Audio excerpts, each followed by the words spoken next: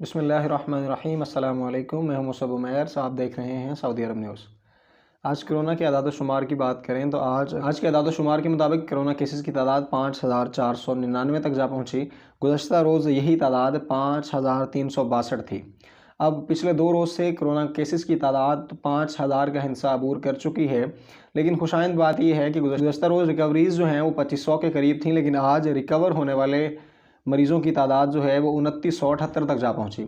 اب مکمل طور پہ ایک جائزہ لیں، ٹوٹل کیسز جو ہیں وہ 5,99,044 ہو چکے ہیں، جبکہ ریکوریز جو ہیں نیو ریکوری وہ 2978، اور اس کے ساتھ ہی ٹوٹل ریکوریز کی تعداد 5,55,035 تک جا پہنچی ہے، اور موت کی شرح جو ہے وہ برقرار ہے۔ جس طرح سے روزانہ کی بنیاد پہ 2 لوگ اس مرض کی وجہ سے خالق حقیقی سے جا ملے، اور اس کے ساتھ ہی کل اموات کی تعداد 8,901 ہو چکی ہے، جبکہ حالیہ کرٹیکل کیسز کی تعداد 262 ہے۔